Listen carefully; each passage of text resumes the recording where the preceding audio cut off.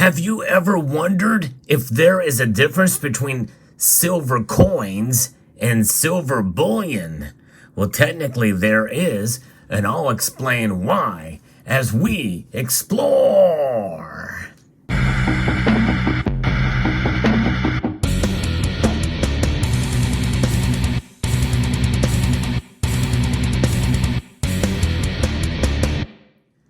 I bet you've never encountered that question, or really not thought a whole lot about it. Most videos on YouTube talk about the difference between silver coins, silver rounds, and silver bars. And most of us think that all of those three things constitute silver bullion. Technically, it doesn't. However, I'm going to make the case that in many instances, it still is.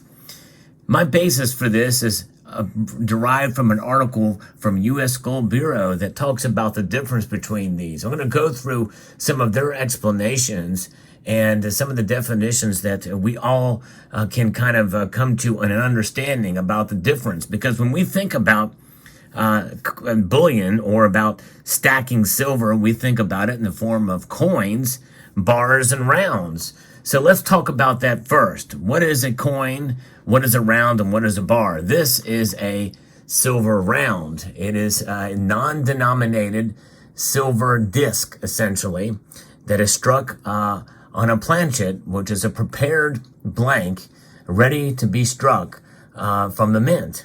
And that is pretty much what a coin is as well, too. In fact, some of these rounds can have quite ornate designs, or they can have, copies of classic designs that were done by the United States Mint or other mints around the world. Some of them have original designs. Some of them, there's just quite a variety of silver rounds here. And some of them can be rather intricate. Some of them can be rather simple. But nonetheless, there's no denomination on them, only the weight and purity. And by the way, they don't even necessarily have to have the weight and purity on them to be a legitimate silver round, as long as they're made of silver. Then you have silver coins, such as the case here, made by an actual government mint, such as the United States Mint in this case, that has a denominated amount on it. In this case, it's $1. There's other cases here. This is a 2-ounce silver coin that is denominated as $5. And there's a lot of different kinds of coins with different designs and the like, just like the silver round, but they are indeed made by a sovereign mint. So that's the difference. It's whether or not they are denominated or not. Then we have bars, and bars are like rounds, but they're just shaped differently. And by the way, they can be even rounded like this as a silver bar, or they can be square, they can be poured, pressed, or cast, or struck. This is a struck bar. This, I think, is a cast bar, and this is a cast bar as well as this. I don't have any poured bars. All of these are cast, but you probably have seen poured silver bars around. In fact, I'll pull one out that is a poured silver bar. This is an example of a poured silver bar right here. And you can tell by the markings on it that has been actually poured. So those are the differences there. But what makes a distinction between silver coins and bullion? Well, for thousands of years, silver coins were one of the most common forms of currency. The Greek, Roman, and early Chinese civilizations all minted and used silver coins. And money and silver were pretty much the same in 14 languages or more. And so what is that kind of coin? That's the kind of coin that actually circulated as money, such as the case here with this $50. Walking Liberty $50 actually circulated as money. In the United States, the first silver coin was minted in 1791 when the U.S. Mint was established, and the Coinage Act of 1792 was signed. Silver coins were and still are legal tender in the United States. The U.S. Mint produces both silver coins and silver bullion. During the 19th and early 20th centuries, most silver dollars contain 90% silver and 10% copper, like this coin here. These silver dollars were designed for circulation. Now, in this article, it does say there that the United States Mint produces both silver coins and silver bullion, but it doesn't say what the difference between those two are. That's, I think, the first mistake in this piece. When circulating silver dollars stopped in 1986, the American Silver Eagle bullion coin came into being.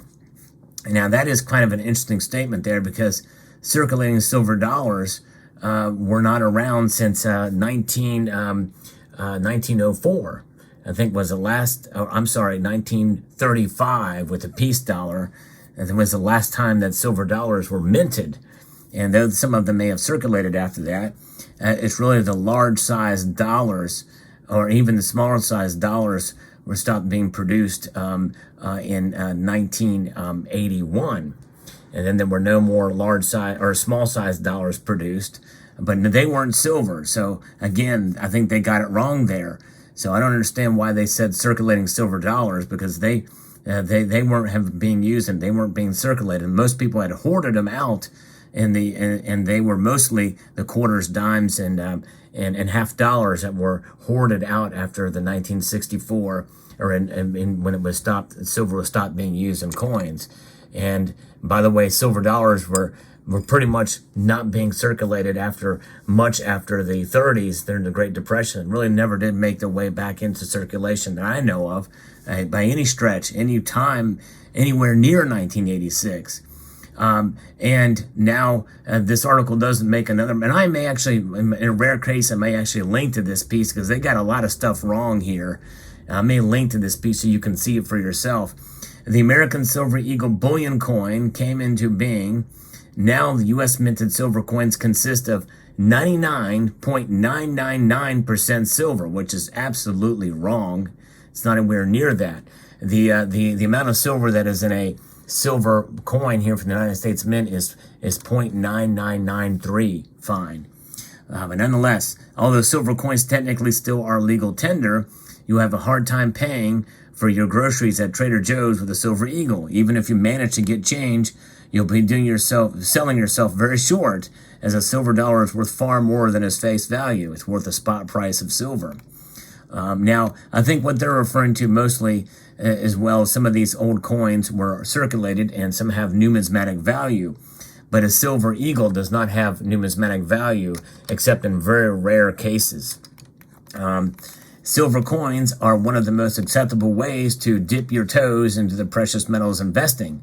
There isn't a big barrier to entry, as many silver coins don't have an unaffordable price tags, and they can be less daunting to buy and store than bars of bullion. So there's where they kind of make the distinction. But they admitted in the other statement is that the United States Mint produces silver coins and silver bullion, with the only silver coin they produce is the American Silver Eagle, which is a coin. So is that bullion? Their argument, I think, in this case is that it's not, but I think it is a bullion coin. But some people say those are diametrically opposed terms. But I don't think they are, because of how they describe bullion here later. They say there isn't a big barrier to entry, and it can be less daunting to buy than some of the bars of bullion, which are larger size, like this kilo size bar here. The basic value of silver coins lies in the amount of silver they contain, but silver coins can also have numismatic value and can become collector's items, and those would not be considered bullion. Some of the most prized silver coins include some of the like the 1794 flowing hair silver dollar, the 1804 drape bust silver dollar, the 1894 S Barber dime, the 1870 S Seated Liberty dollar, the 1921 piece silver dollar, and the 1901 S Morgan silver dollar. So those are examples of silver coins that have great numismatic value. Because the value of silver dollars isn't just determined by their weight, it can pay to do your research before you buy. If you're a collector who's interested in the numismatic value of coins, investing in silver dollars can be both interesting and profitable. On the other hand, if you don't have the time or interest to investigate the numismatic value of silver coins, and you're interested in the raw hedging power that silver provides, silver bullion might be a better buy. Silver coins can have more room for appreciation, but they have come with more risk. The numismatic value of silver coins is subject to market demand and can fluctuate. And that's a very broad term for silver coins. But again, as I've shown you here, there's a lot of different types of silver coins out there. These are, in my view, these are silver bullion coins. They basically have the full faith and backing of the governments that issue them, which makes them more liquid, but I think they're still bullion in my view. But some differ with me on that. And this article, I think, is attempting to do that, but it's really proving my point. So the only thing that will affect the future value of your bullion is the silver spot price. If you're more intent on investing in silver for its intrinsic value as a precious metal, then bullion may be a safer bet. And bullion, I think, can also be coins. Investing in silver bullion is also simpler than collecting silver coins because you're essentially stacking it and you're not investing, in my view. You should not be looking at it as an investment, look at it as a savings vehicle, as an insurance policy against economic instability. So this is and so when you think about that, it's much simpler than having to come to grips with different coin designs, mintages, and series. Can be overwhelming for new investors. Identify the right coin that can take time or knowledge. Silver bullion is silver in the form of bars, ingots, and rounds. And here they don't mention coins. And the reason why I make this distinction is because there is somebody on my YouTube channel some time ago that says, don't use the term silver bullion coin because there's no such thing. And I was kind of interested in the semantics of that because I never have understood the reason why that can't be the case. Because I think I've demonstrated it here, but we'll get into that here in a moment. So the silver bullion exists entirely for its metal content. It's not legal tender, and it does not have a face value. But why can't it, is my question. Silver bullion does not feature ornate designs and is usually purchased for precious metals content alone. The one exception to this rule is silver rounds. Silver rounds are similar to silver coins, but they aren't produced by the U.S. Mint or any government mint. Although they look like coins, they aren't a currency, as we've demonstrated earlier. Unlike other bullion, silver rounds are plain, unembellished silver. So they contradict themselves here. They said, unlike other bullion, silver rounds are plain, but they just mentioned in the previous sentence that they can be have embellished and very complex designs, and they can, and we know that. We've talked about that. You can see plenty of examples of more complex designs, and I've shown many of them on my channel, and even some of these here. This is just as complex as a silver coin ever is, but it's a round. So I don't understand that logic there. It allows a lot to the creative scope and artwork diversity. Collectors get to pick from a huge array of themes, symbols, and artistic motifs, and select ones that have personal meaning to them. Yeah, there's a lot of different choices for rounds. Although silver rounds feature artwork on their faces, they don't necessarily have numismatic value. Instead, they are bought and sold for their spot price, plus any additional minting and designing costs. They are a great option if you're interested in collecting more than just plain bullion bars, but don't want to invest time in researching all the different types of silver coins and the potential values of the future. So it is something. There's a lot to unpack here, but I think really, in a sense, silver bullion is the overarching term to be used for any kind of silver out there, whether it has a denomination or not, whether it's a coin or not, that is priced based solely off of its silver value. If it's 1 ounce of silver. And in other words, here's an example. These two pieces here, well, let me just use this. Here is what's known as a generic round or privately issued round. A true generic round, there's no maker's mark. In other words, you don't know who produced this. You could probably research and find out who did it. This is probably a true generic round. Privately issued rounds will have a producer. They'll mention who has made it, such as, Scottsdale Reserve rounds as an example. Let's see if I have one here to show you. This is one. This is a round here from Asahi. We know who the manufacturer is. And it has it tells you who, but this technically is probably a generic round too, because it doesn't actually say who the manufacturer is. But if you know who it is, or list the brand on there, it's a privately issued piece. But nonetheless, this particular round here has very close to the same premium as a kangaroo in this case. It may pay a little bit more for the kangaroo, but in my view, that could be the distinction between silver bullion and this silver coin, why you would not call this bullion. But I would make the argument that it should still be called bullion, because something like this, for instance, may have a slightly higher premium as a collectible silver round than the silver coin. So it's a variety of opinions. If you base it solely off the price, I think that's not a good metric to measure whether it's bullion or not. Collectible stuff is still kind of is relatively common, whose price can fluctuate. I think it's still stackable, and it really is the key here. It's about lower premiums and finding the best value for based off the spot price, and you can find those both in coins and rounds. And so, I think there's no argument there between bullion bars. Yeah, that's bullion. But what about coins and rounds? I think it's all kind of the same as long as it's not numismatic. And what about the old constitutional silver?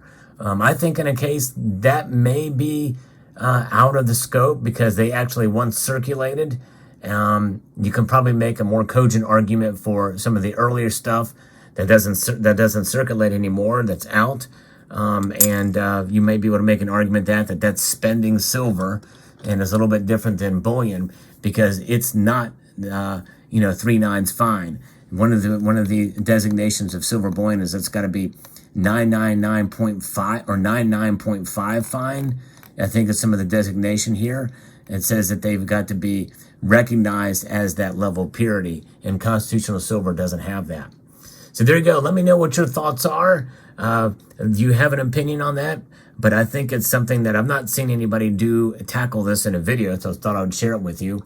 Hope you found this video informative, insightful, and educational. Would like to extend a multitude of gratitude to each and every one of you for watching, and to encourage you to please rate, share, comment, and subscribe.